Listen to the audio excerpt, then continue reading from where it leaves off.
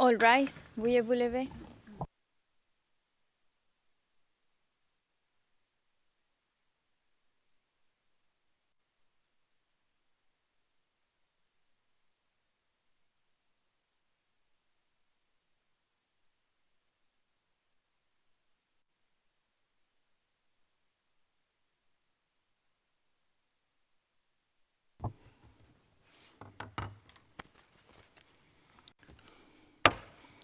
L'audience est reprise.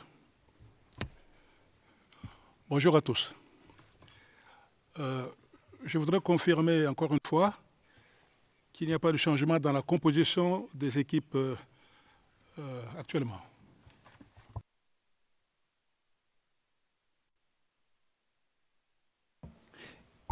Monsieur le Président, l'équipe est identique.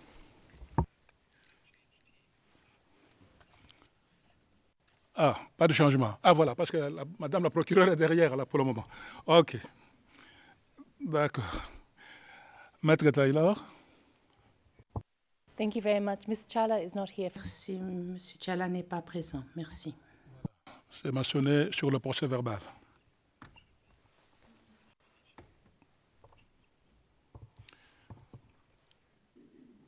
Maître Duterte, vous avez la parole, s'il vous plaît, pour la suite de la déclaration liminaire du bureau du procureur. Vous avez la parole. Je vous remercie, Monsieur le Président, Mesdames les juges.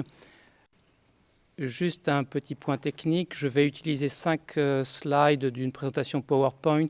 Donc je demanderai le moment venu à Madame la greffière d'audience de bien vouloir m'autoriser à basculer sur un des 2 canaux, Evidence 2 probablement, pour pouvoir diffuser ces slides qui sont publics. Je confirme que le canal Evidence 2 vous a été attribué, Monsieur Duterte.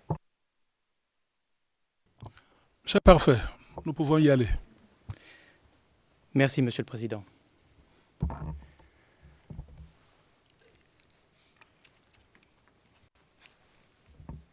Monsieur le Président, Mesdames les juges, si Alassane est devant vous aujourd'hui, c'est pour une seule raison. Il a eu un rôle central dans l'oppression dont les Tombouctiens ont été victimes durant toute la période d'avril 2012 à janvier 2013. Il a été clé dans le système répressif mis en place par Ansardine et AQMI dans la ville et la région. Il a activement participé à la commission des crimes de guerre et crimes contre l'humanité contre les habitants. Et par crime, je fais notamment référence aux tortures,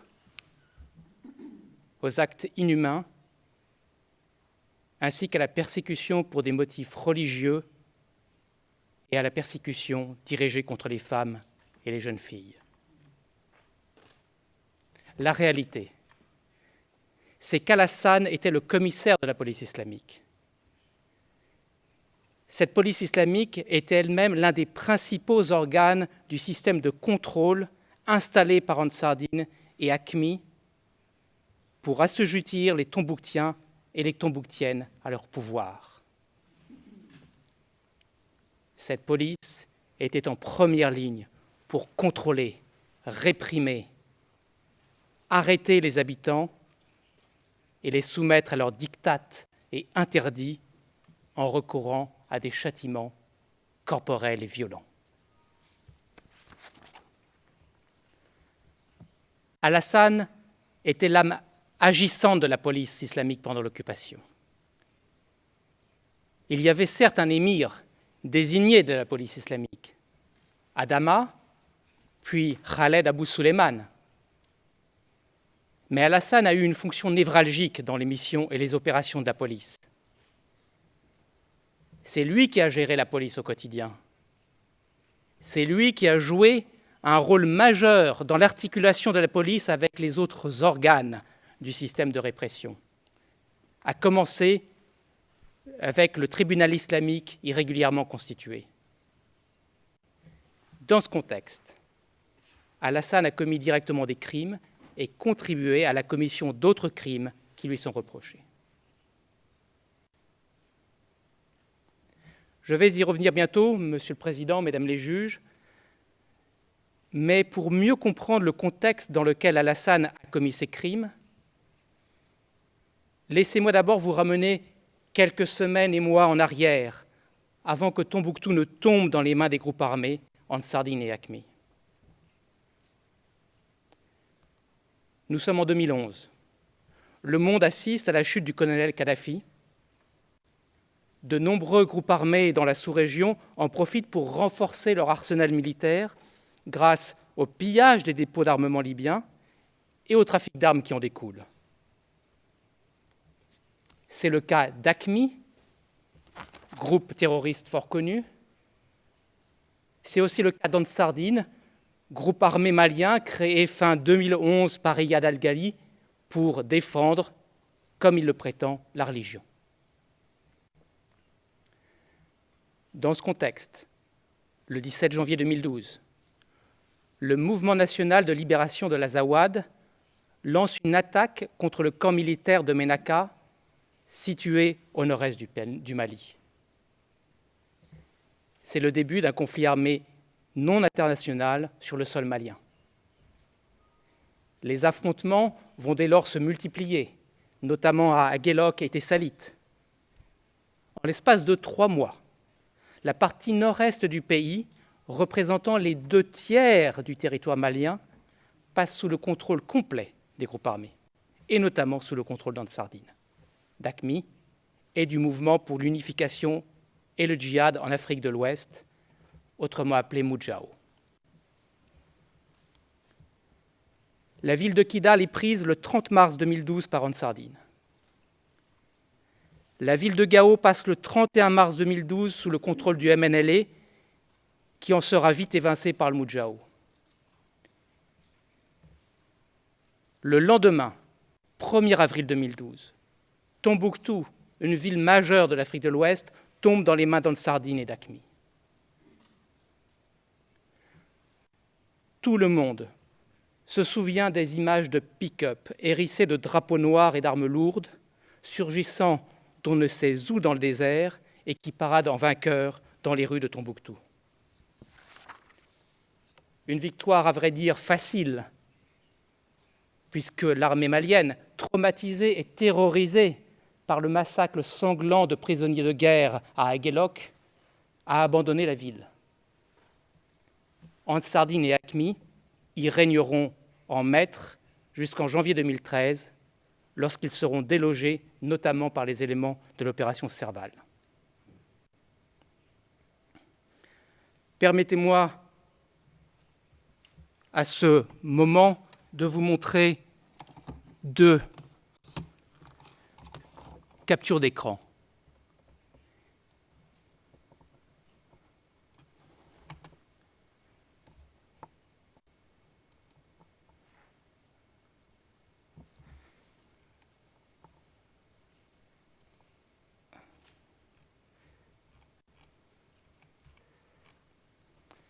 Voilà une première capture d'écran qui montre les groupes armés dans Tombouctou. Derrière, nous reconnaissons la grande mosquée Djigin-Réber. Et sur la suivante, on voit le genre d'équipement militaire dont ces groupes avaient l'usage à Tombouctou. Voilà à quoi les Tombouctiens avaient à faire face. Cela donnait le ton, Monsieur le Président, Mesdames les juges.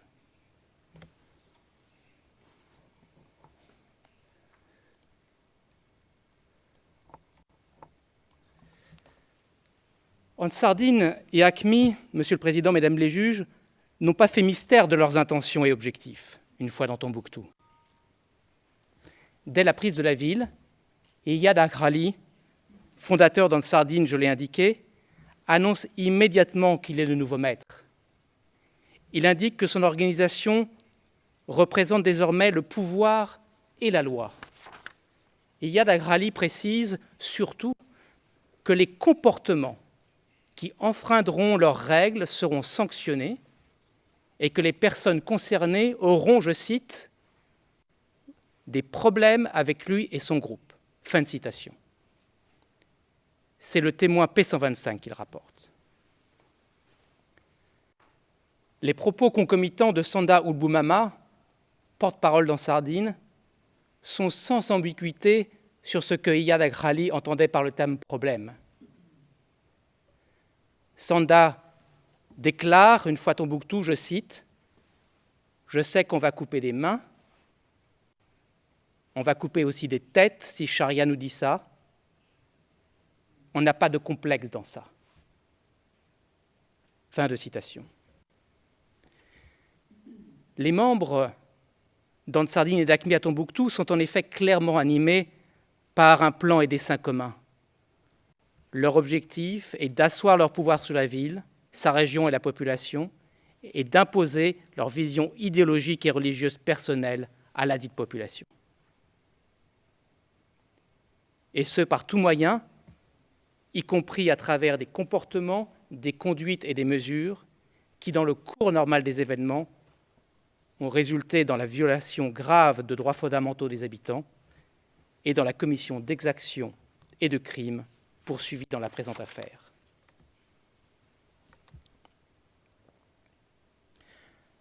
Pour parvenir à leur fin, Ansardine et AQMI mettent donc très vite en place à Tombouctou des organes de décision, de contrôle et de répression. Tout en haut de la pyramide, il y a l'émirat ou la présidence. Celle-ci est composée de 3 personnes, Abou Zaïd, Yahya Abou Al-Haman et Abdallah Al-Chigheti. Abou Zaïd, il est algérien, c'est un membre historique d'AQMI et chef du bataillon Tarek Ibn Ziyad. Et Iyad Aghali l'a présenté comme le nouveau gouverneur de Tombouctou. Yahya Abou Al-Haman, il est algérien, c'est le chef du bataillon d'AQMI Al-Fourqan. Il deviendra l'émir d'AQMI pour tout le Sahel. Enfin, Abdallah Al-Chigheti, il est mauritanien, c'est un chef spirituel, il est membre du bataillon d'AQMI Al-Fourqan et il en deviendra le chef. Ces 3 personnes sont aujourd'hui mortes à ce jour. Mais en 2012, il compose la présidence. Une présidence qui gère la ville au quotidien, tandis qu'Iyad Aghali, le plus souvent basé à Kidal, garde le contrôle sur ce qui se passe à Tombouctou, notamment par ses visites régulières sur place. En dessous de la présidence, Monsieur le Président, Mesdames les juges, il y a divers organes. Le tribunal islamique, l'AESBA, autrement appelée Brigade des mœurs, les bataillons de sécurité, la commission des médias, le comité religieux, les centres d'entraînement et surtout aussi la police islamique, d'abord installée à la Banque malienne de solidarité, BMS, puis au gouvernorat. La preuve qui vous sera présentée vous permettra de connaître en détail toutes ces institutions qu'on désigne par le terme « organe » dans notre mémoire préalable au procès et qui forment avec les groupes armés Ansardine et AQMI ce qu'on appelle l'organisation.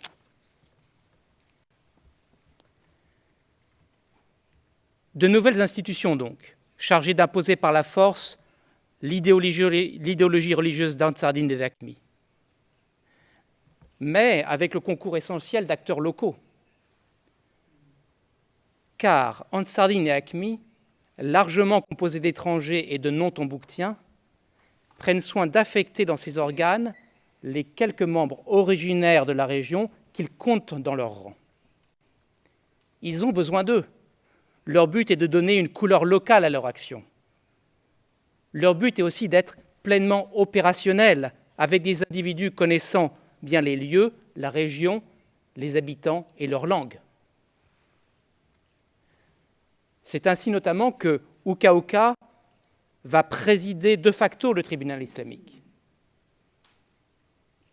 C'est ainsi qu'Al-Mahdi et Mohamed Moussa vont se succéder à la tête de l'AESBA.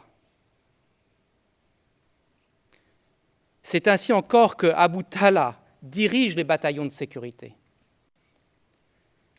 C'est ainsi que Sonda Oulboumama agit comme porte-parole des groupes. Et c'est également ainsi qu'Alassane devient le commissaire de la police islamique.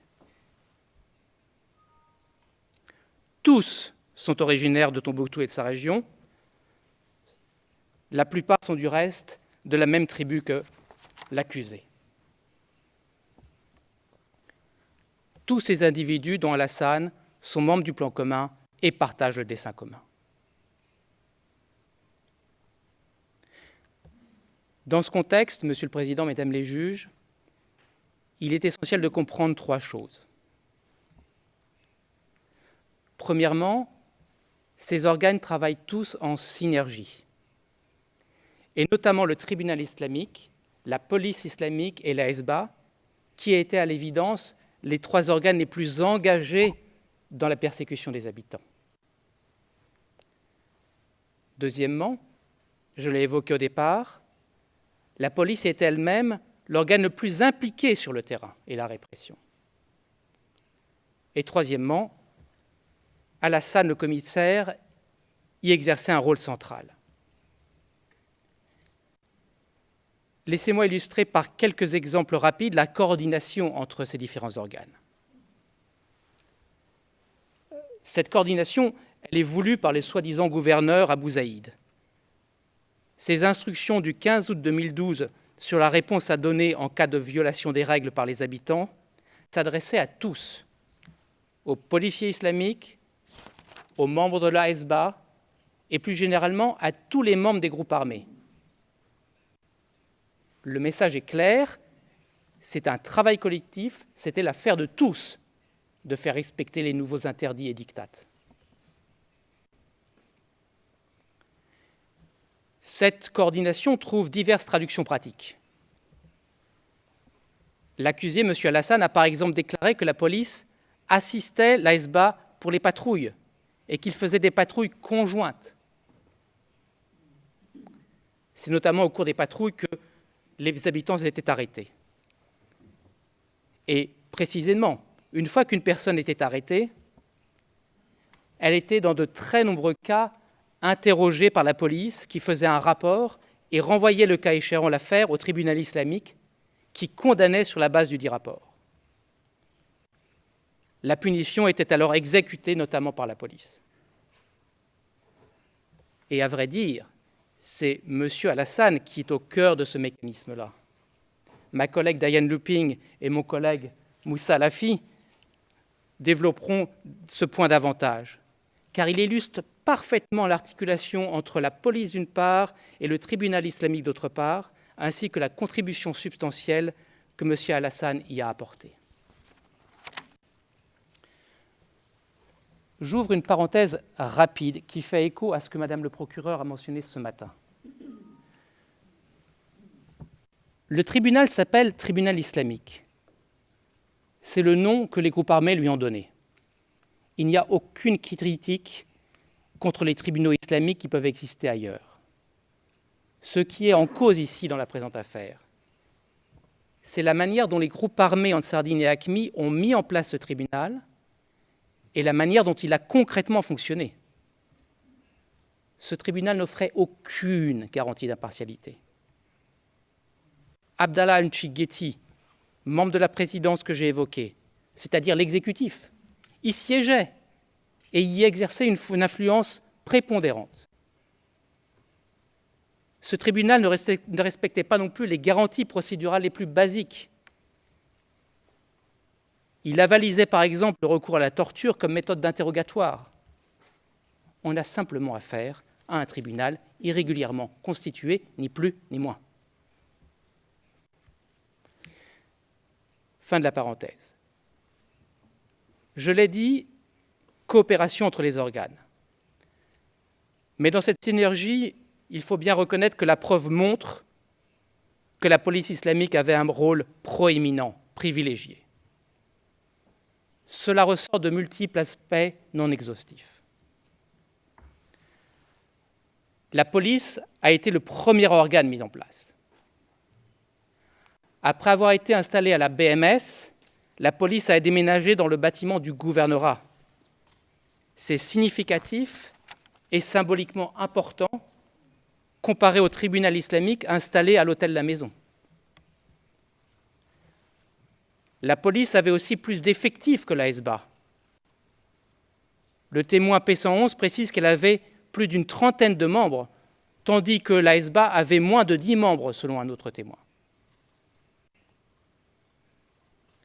La police était en outre largement équipée en armes, contrairement à la Hesba dont les membres n'avaient pas tous une arme. D'où les patrouilles conjointes, et c'est M. Alassane lui-même qui nous le dit.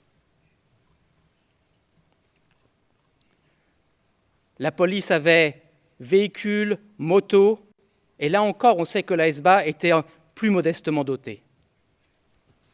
Cela ressort des déclarations d'un insider. La police était par ailleurs omniprésente. Elle patrouillait partout dans Tombouctou et la région, armée de kalachnikovs et de fouets pour battre les civils. Vous verrez cela en vidéo au cours du procès. Ils allaient même jusqu'à Kabara, Léré, Ber, Gundam, c'est-à-dire à plusieurs centaines de kilomètres de Tombouctou. Ils étaient partout, les policiers. Dans la rue, au marché, dans les écoles, et ils entraient même dans les maisons des habitants. Et de jour comme de nuit. C'est aussi la police qui devait procéder par principe aux arrestations. M. Alassane précise que si la Hesba rencontrait une personne enfreignant les règles, le principe voulait que la Hesba appelle la police pour l'arrêter. Cette dernière se rendait alors sur les lieux et amenait la personne en prison. On l'évoquera largement, c'est la police qui interrogeait et faisait les rapports. La preuve en est, nous avons retrouvé environ 70 rapports de la police, seulement 2 de la Hesba. La police assurait en outre l'exécution des punitions et gérait la prison. Autant d'exemples non exhaustifs de la proéminence de cet organe. Je vous ai parlé des armes et munitions, mais les mots ne remplacent pas les images, et je vais vous montrer à quoi ressemblaient ces patrouilles de police avec 3 captures d'écran.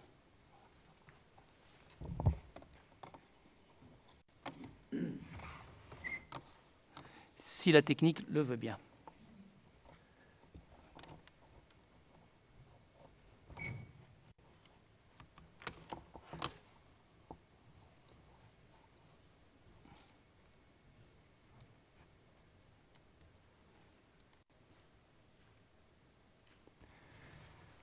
Sur cette première capture d'écran, vous voyez 2 membres de la police en train de faire une patrouille avec leur véhicule, suivi d'un autre membre de la police derrière avec sa moto. Et là, vous vous rendez compte, effectivement, qu'ils sont armés d'armes de guerre. Nous voyons une Kalachnikov qui dépasse de l'épaule gauche du membre de la police qui est à gauche de l'écran, avec leur veste bleue typique marquée police islamique. Et sur une autre capture d'écran, on se rend compte que les munitions qu'ils peuvent porter avec eux sont des munitions d'armes de guerre. Voilà ce qui circulait et faisait la loi dans Tombouctou à l'époque aux habitants.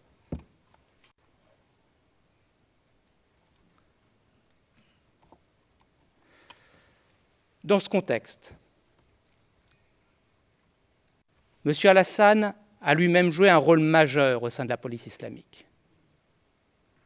On le sait, l'accusé a bel et bien rejoint les rangs d'Ansardine. La preuve le démontrera. Il l'a du reste confirmé lui-même. Mais il a rejoint Ansardine bien plus tôt qu'il ne veut bien le dire. Madame le procureur l'a évoqué, ma collègue Diane Looping y reviendra en détail. Et très rapidement, Alassane est le personnage, le rouage clé de la police islamique. À l'époque, à Tombouctou, la population sait que c'est lui le commissaire. Les membres des groupes armés le considèrent comme tel. Il agit en cette qualité. Et des années après, il confirmera aux témoins P0605 qu'il était le commissaire.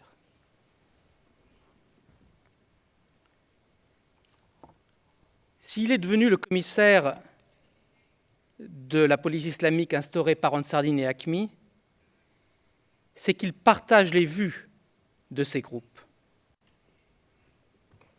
Ce sont des groupes terroristes.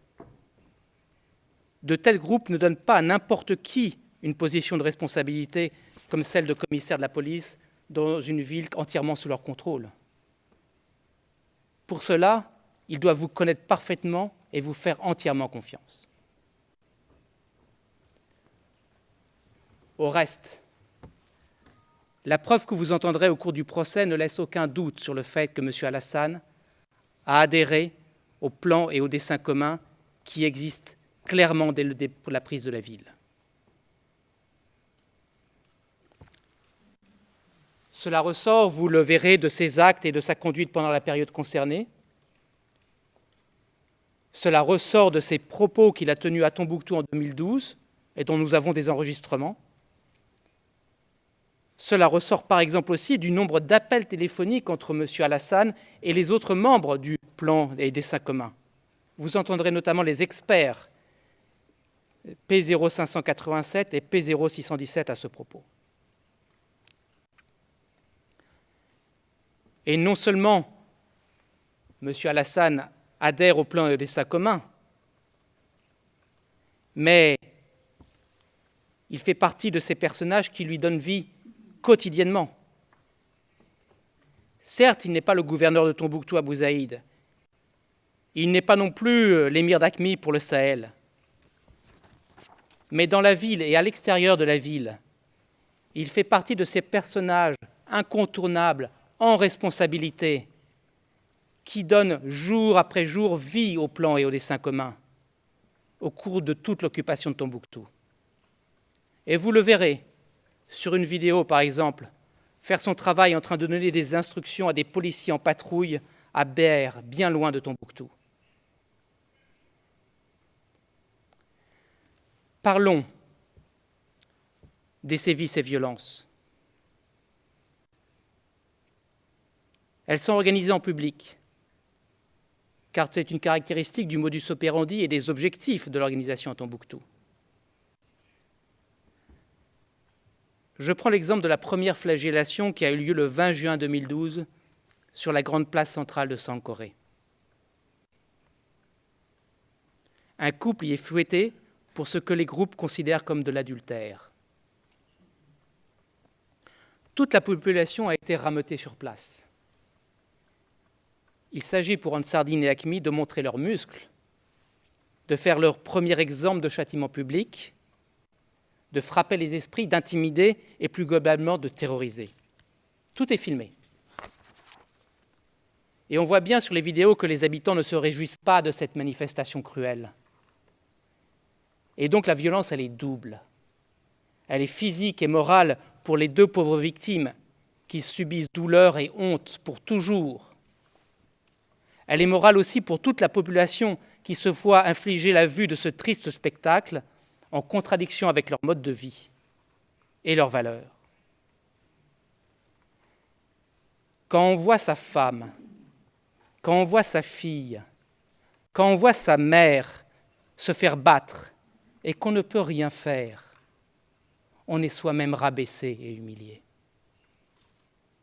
C'est toute la population impuissante de Tombouctou qui est ainsi foulée aux pieds collectivement par des bourreaux surarmés contre lesquels elle ne peut rien entreprendre, rien tenter, rien faire.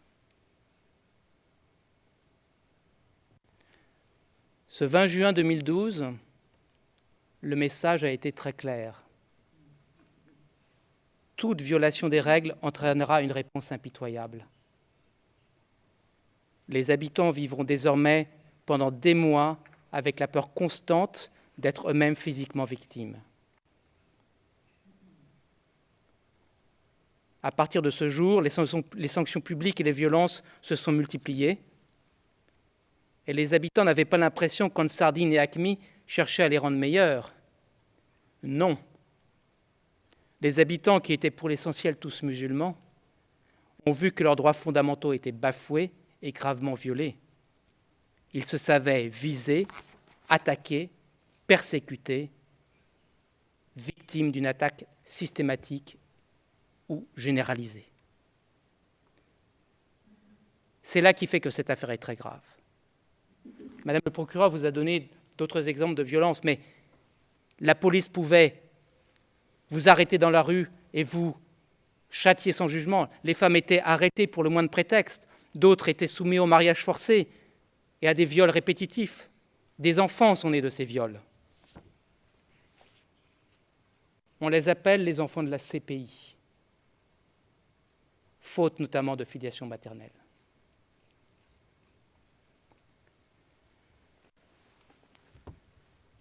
La liste des actes criminels commis au cours de cette tyrannie est longue.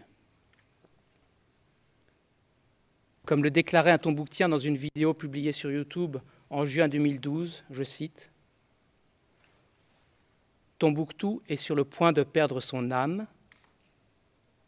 Tombouctou est sous la menace de vandalisation outrageante.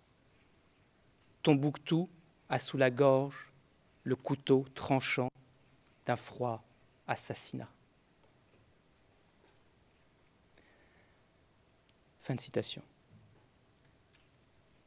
Tombouctou a tout simplement vécu un véritable calvaire. Voilà l'héritage laissé par Ansardine et Haqqmi. Monsieur le Président, Mesdames les juges, Alassane doit être tenu responsable des crimes allégués. L'accusation établira sa responsabilité au-delà de tout doute raisonnable, soit qu'il a commis personnellement et directement les crimes, comme lorsqu'on le voit sur une vidéo flageller de pauvres victimes en public, en leur infligeant des douleurs intenses, soit qu'il a participé à commettre ces crimes, par exemple en approvisionnant le tribunal islamique irrégulièrement constitué avec ses rapports sur la base desquels des châtiments étaient prononcés. Plus généralement, la preuve montrera que Alassane a contribué de multiples manières à la commission de crimes par les autres membres du dessein commun et qu'il doit en être tenu responsable. L'accusation a de nombreux éléments de preuve. Des vidéos montrant M. Alassane en action, des rapports de police écrits et signés par lui, des jugements du tribunal islamique signés par Oka Oka,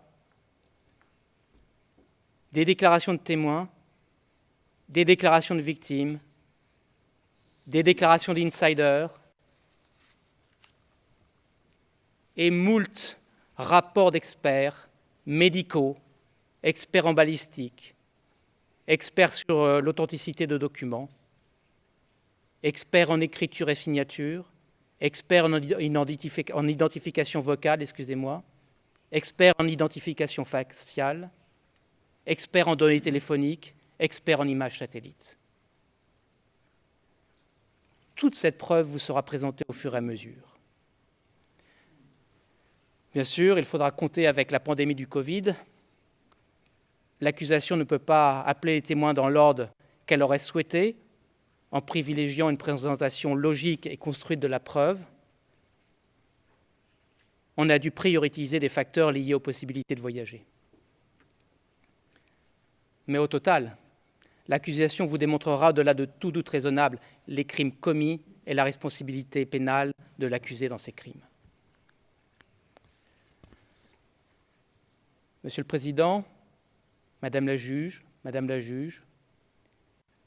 les Tombouctiennes et Tombouctiens persécutés ont soif de justice. Ils attendent le lait tiède et apaisant de la vérité. Et ils mettent tous leurs espoirs dans le jugement que vous rendrez en fin de ce procès. Je me permets maintenant de donner la parole à ma collègue Diane Luping, qui va rentrer dans le détail des actions et attributions de M. Alassane à la police islamique. Je vous remercie. Merci beaucoup, Monsieur le procureur Duterte. À présent, la parole est à Madame Luping. Vous avez la parole, Madame.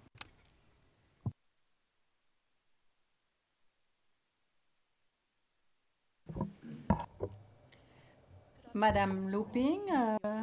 Bonjour, Monsieur le Président, Mesdames les juges. Je vais parler du rôle et des fonctions de Monsieur Alassane au sein de l'organisation. Une remarque technique à l'adresse du greffier d'audience. Toutes les diapositives que je vais présenter peuvent être diffusées publiquement et j'indiquerai celles qui ne le sont pas.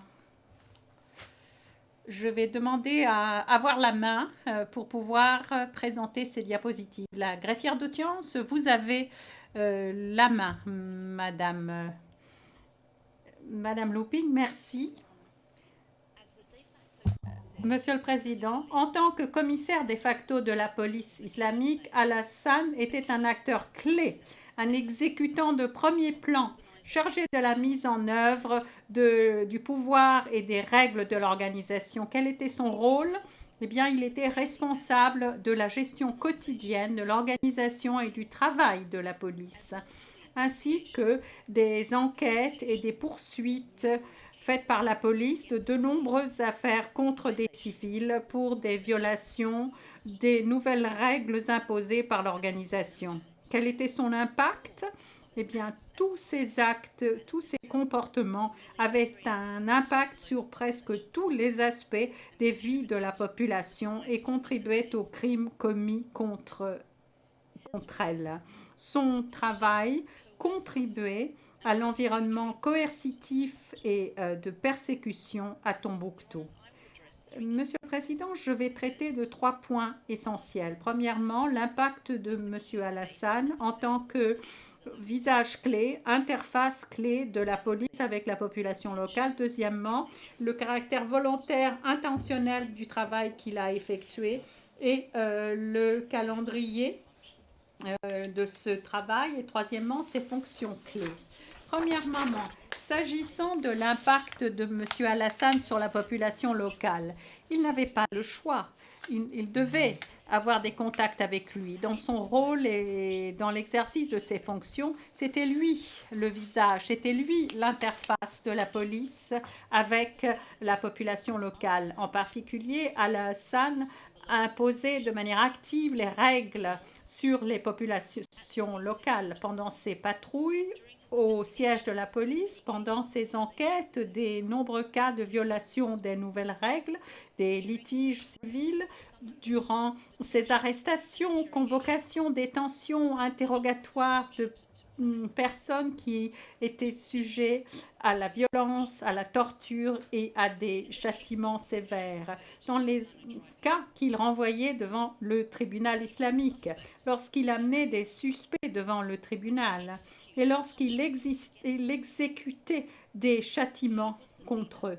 C'est lui qui était le chef, qui rédigeait et qui signait les rapports d'enquête de la police au sujet des personnes. Il pouvait signer des permissions pour la population locale qui avait une influence sur leur vie quotidienne. Ces rapports sur des cas impliquant la population locale avaient un impact sur les jugements du tribunal, étant donné que les juges s'appuyaient sur ces rapports. Alassane était la personne que la population locale considérait comme ou prenait en compte pour leur médiation et leur litige.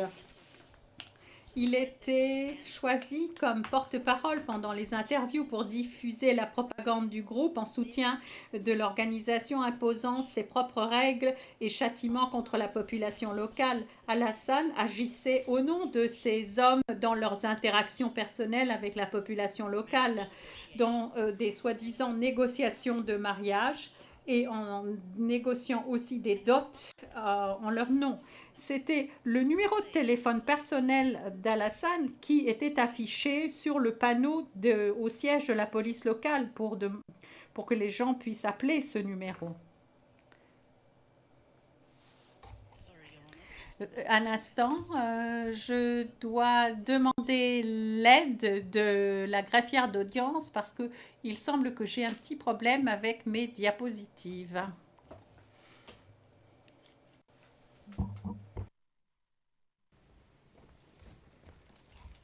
I'm having to do it manually.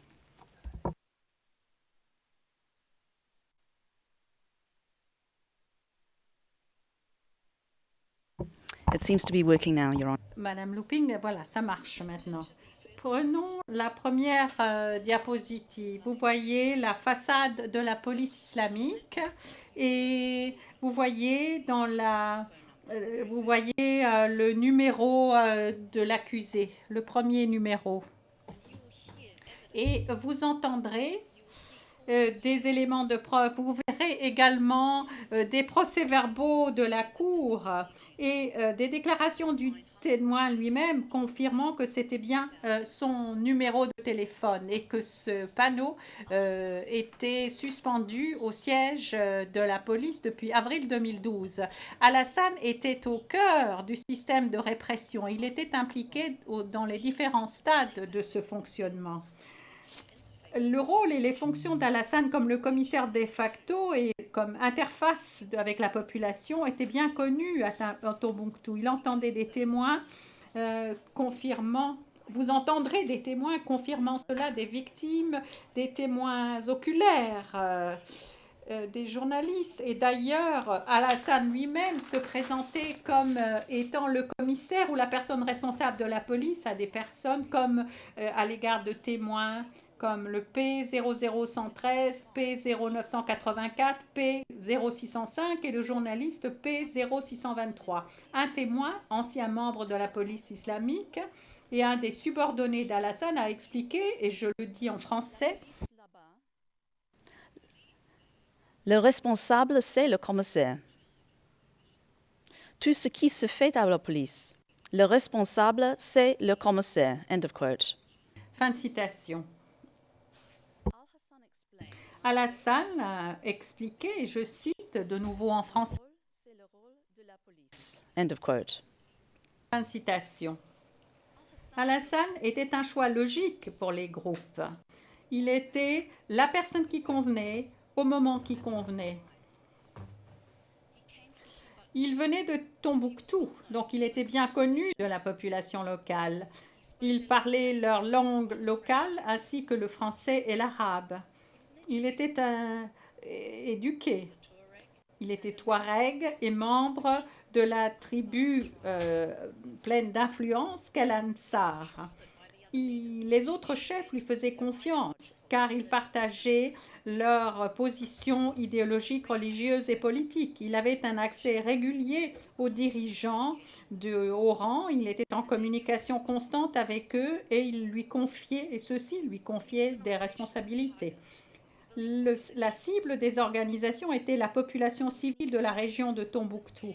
Et les nombreuses victimes dans cette affaire ont été victimes des contributions d'Alassane. Par exemple, les femmes et les filles qui étaient arrêtées pour avoir violé le code vestimentaire, détenues ensuite dans des conditions rudes et inhumaines, beaucoup d'entre elles ayant subi de la violence sexuelle.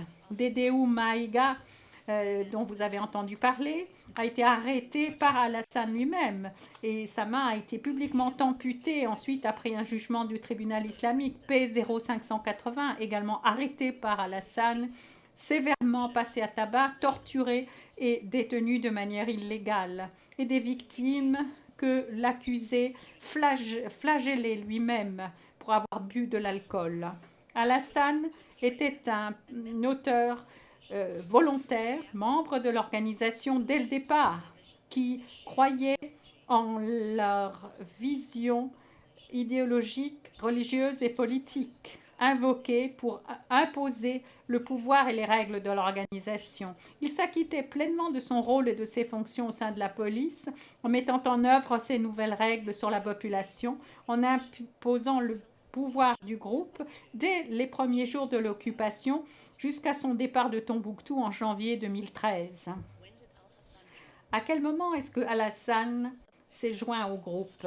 Alassane a été un membre clé, un pilier permanent de la police. Il était membre de l'organisation et des groupes pendant tout le temps pertinent pour les charges. En particulier, il était membre d'Ansar Dine.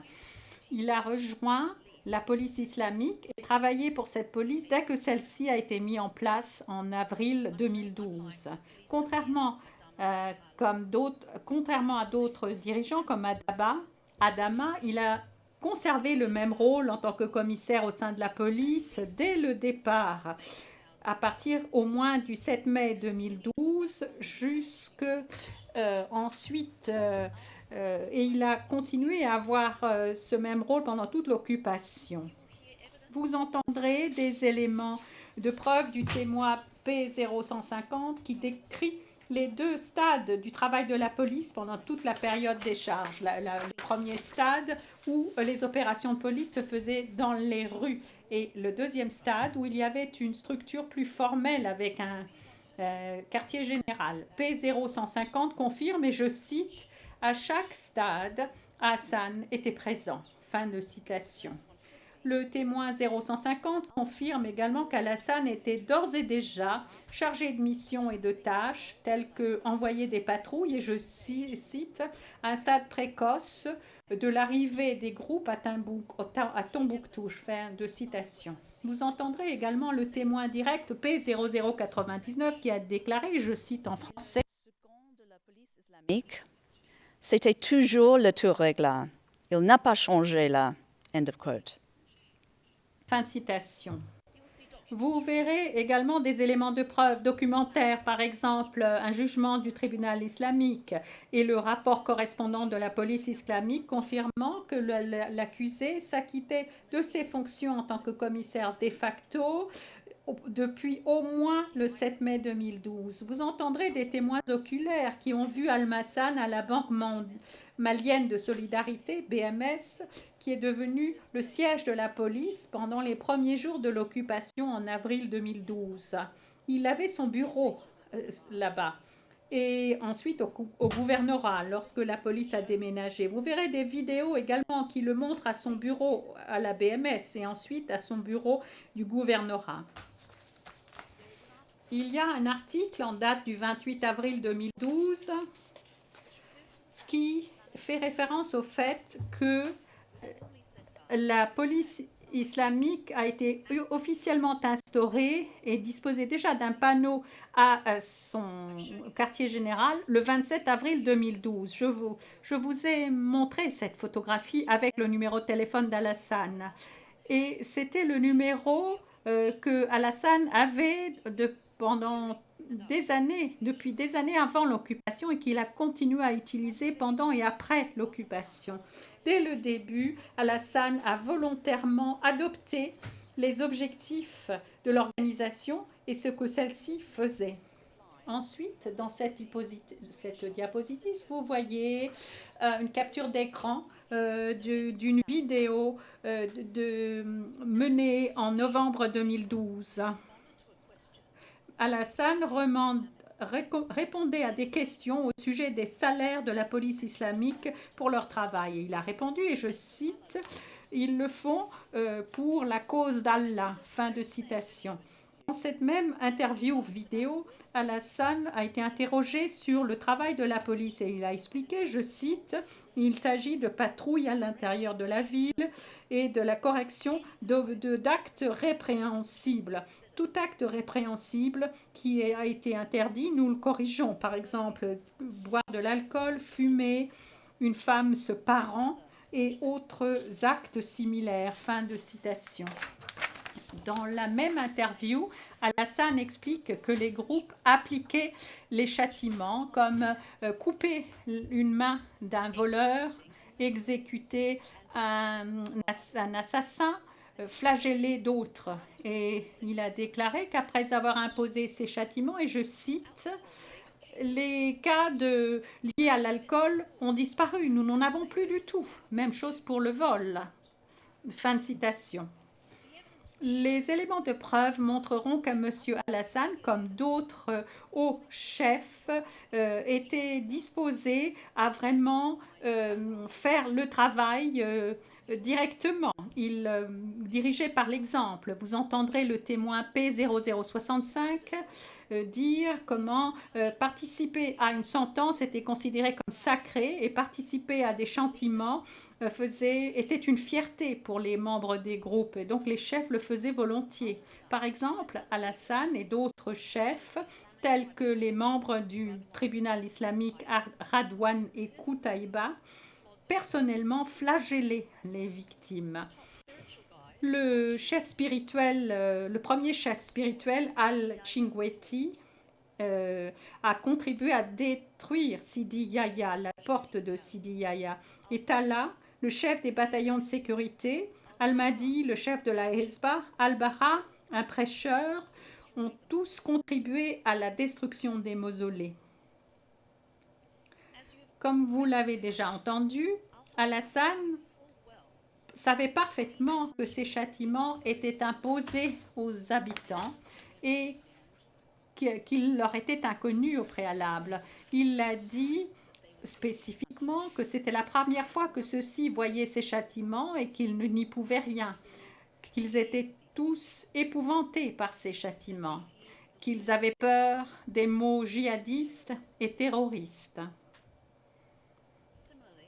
De la même façon, dans un message en date du 20 juillet 2012, Drukdel, un chef AQMI de haut rang, basé à l'extérieur du Mali, a envoyé un message à des dirigeants AQMI et Ansardine, ses collègues au Mali, et les a appelés à ne pas appliquer de manière trop précipitée ces lois, car il a dit qu'il s'agissait là d'un environnement qui était ignorant de la religion et un peuple qui n'avait plus appliqué la charia depuis des siècles. Et il poursuivait, il faut noter qu'à ce stade, simplement parce qu'une petite catégorie de gens ont accepté notre conception de l'application de la charia ne signifie pas que toutes les catégories de la population l'aient acceptée. Fin de citation. J'en arrive maintenant aux fonctions clés d'Al-Hassan, qui consistait à organiser le travail de la police et son travail dans les enquêtes, les poursuites et les punitions des habitants de Timbuktu. Premièrement, les éléments de preuve démontreront que Al-Hassan assurait le fonctionnement quotidien et le travail de la police islamique, comme Al-Hassan lui-même l'a expliqué. Et je cite, Le travail de la police. End of quote. Fin de la citation. Comme vous l'avez déjà entendu, lorsque M. Duterte s'est exprimé, la police islamique était un organe essentiel au centre de l'appareil répressif de l'organisation. Et cette police était visible et active partout au sein de la ville de Tombouctou, ainsi que dans d'autres localités de la région, telles que Léré, Ber et Goundam. Et vous avez entendu qu'ils étaient présents partout, notamment aux postes de contrôle, dans les rues, dans les marchés et même dans les foyers des gens. La police contrôlait la population et la contraignait à respecter ses règles et ses interdictions, et ce, dans tous les aspects de leur vie. Vous avez entendu parler de ce nouveau code vestimentaire pour forcer les femmes à se couvrir. Les hommes et les femmes ne pouvaient plus avoir de contact. Les hommes et les femmes ne pouvaient plus avoir de relations sexuelles sans être mariés. Ils ont interdit aux gens de pratiquer leur propre religion.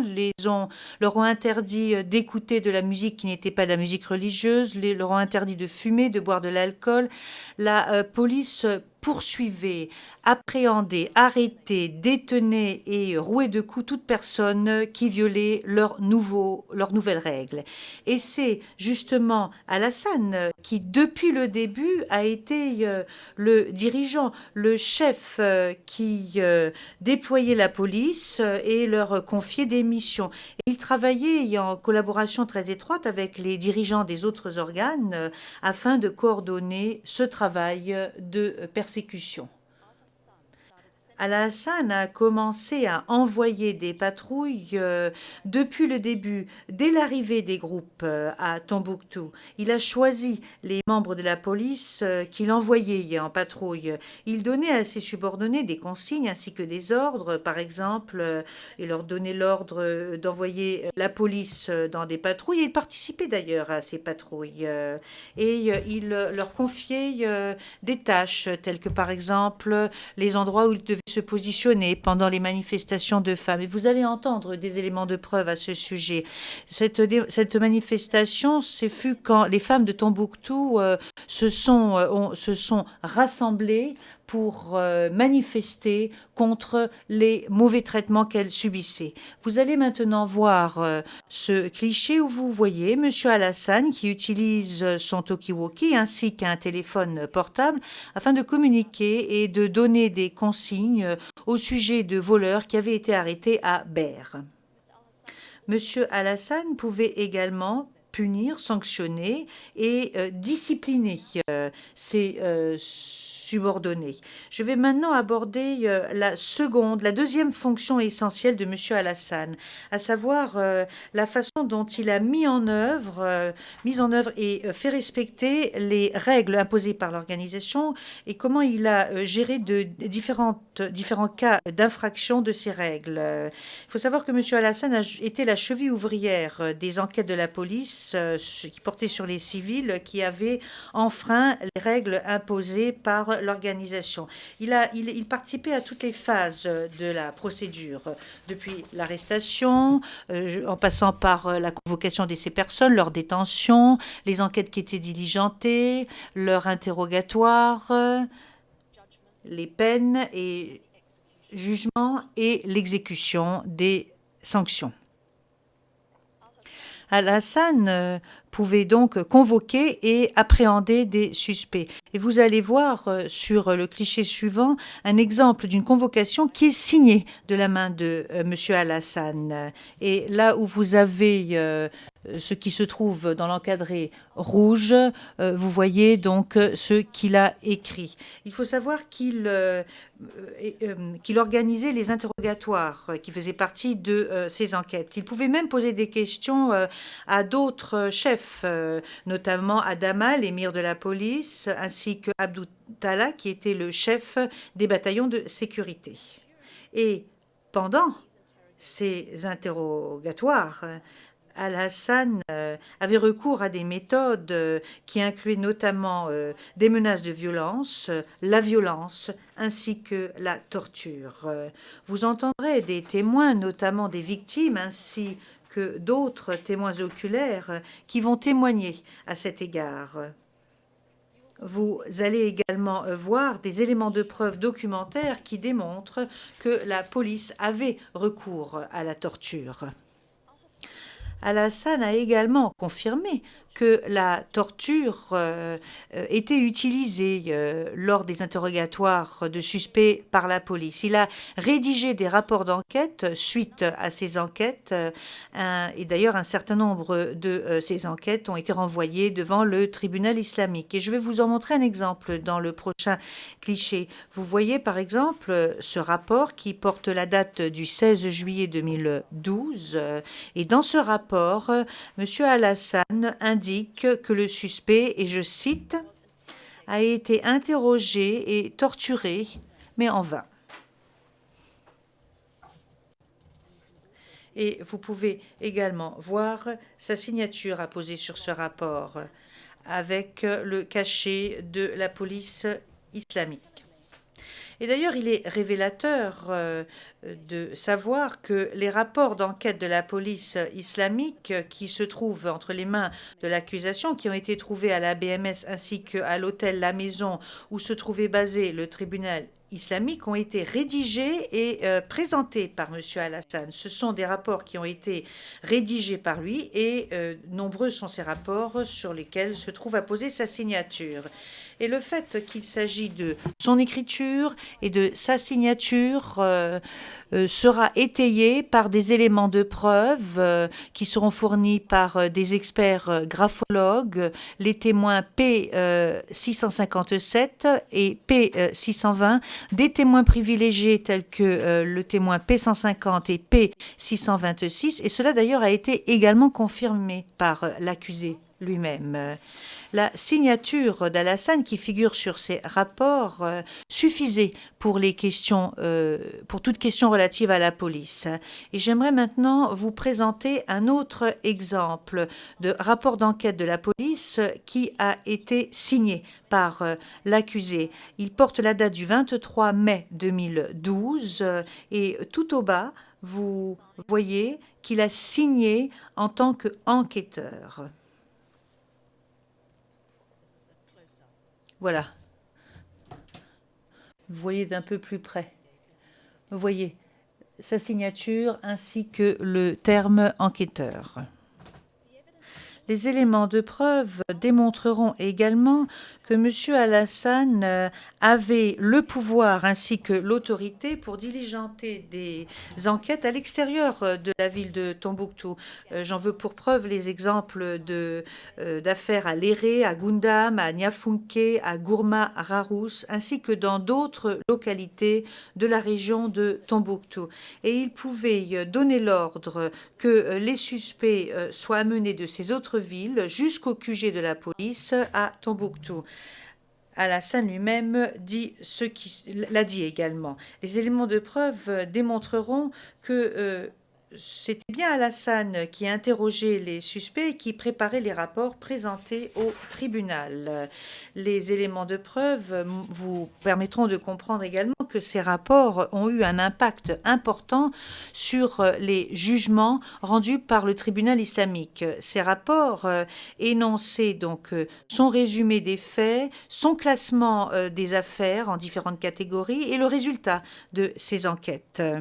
Et ces rapports ont été des facteurs absolument déterminants dans les décisions rendues par le tribunal islamique. Les éléments de preuve démontreront que le tribunal islamique s'appuyait sur les rapports de l'accusé et que le tribunal islamique les utilisait pour leur jugement sommaire. Il faut savoir également que la durée très brève de ces soi-disant audiences ainsi que le résultat des décisions elles-mêmes démontrent comment le tribunal se reposait sur les résultats des rapports d'enquête de M. Alassane. Par exemple, dans une affaire, le rapport de Alassane indique qu'une personne a avoué qu'elle avait commis un adultère. Et cet aveu est la raison principale qui permet de déclarer cette personne coupable, personne qui fut condamnée à 100 coups de fouet. Alors que sans aveu, les victimes en général subissaient une flagellation inférieure à 100 coups de fouet. Et mon collègue, demain, M. Moussa Alafi, vous présentera quelques exemples qui vous permettront de comprendre les liens très étroits entre les rapports rédigés par l'accusé, les décisions du tribunal, ainsi que les sanctions et peines rendues par le tribunal. Alassane a renvoyé de nombreuses affaires devant le tribunal islamique en sachant pertinemment que cela entraînerait des actes qui sous-tendent les charges, à savoir des flagellations, d'autres châtiments corporelle, la détention, lorsqu'il s'agissait d'adultère, de vol, de consommation et de vente d'alcool et de cigarettes. Alassane a également joué un rôle essentiel pour ce qui est de la procédure du tribunal islamique et des sanctions imposées. Alassane et d'autres membres de la police ont participé activement à l'organisation et l'exécution de sanctions infligées par la police ou décidées par le tribunal. Par exemple, il a flagellé personnellement des victimes qui avaient enfreint le règlement.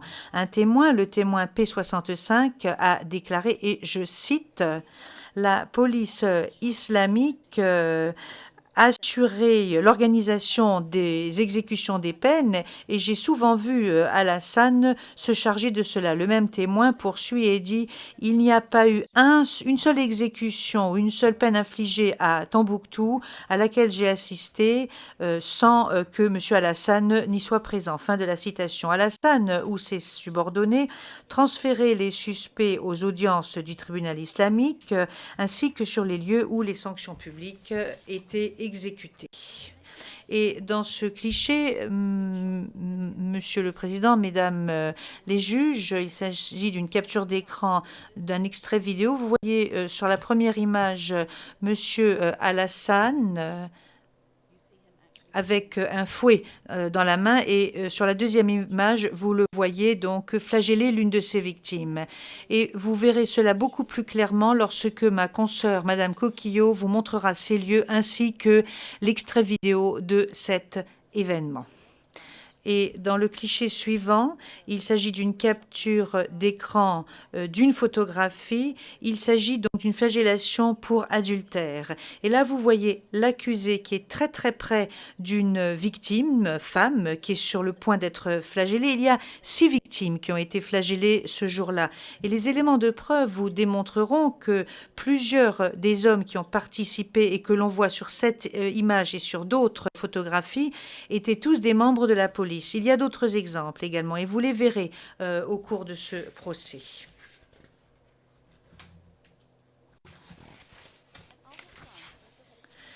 Et M. Alassane avait également un rôle essentiel à jouer pour ce qui était des litiges et des griefs, car les habitants de Tombouctou devaient également prendre contact avec M. Alassane. Des témoins viendront témoigner pour expliquer qu'en fait, on les dirigeait vers l'accusé ou qu'il les convoquait. Et les témoins privilégiés confirmeront qu'il s'est occupé de nombreux litiges.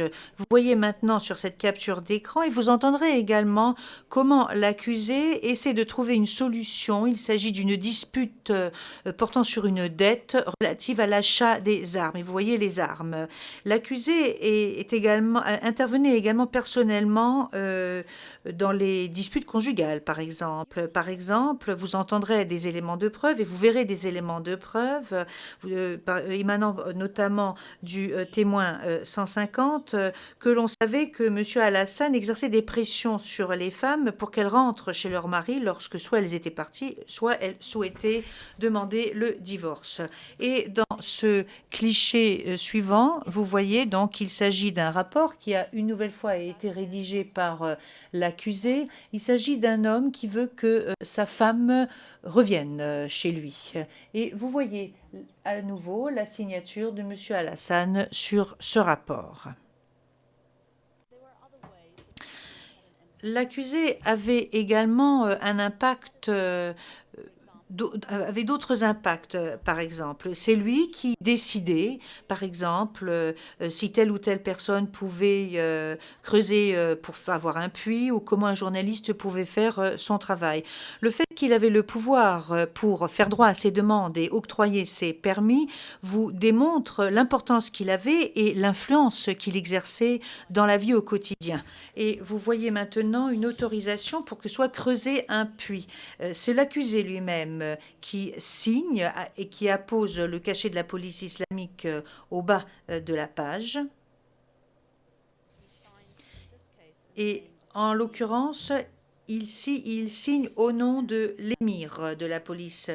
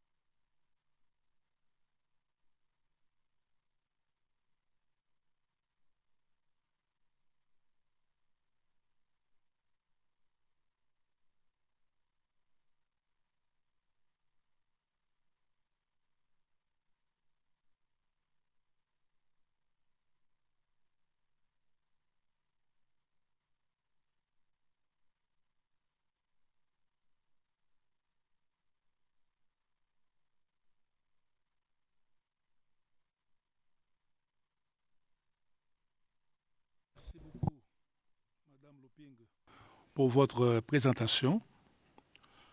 Nous arrivons au terme de cette première audience consacrée au débat sur le fond. Nous allons donc suspendre l'audience pour aujourd'hui.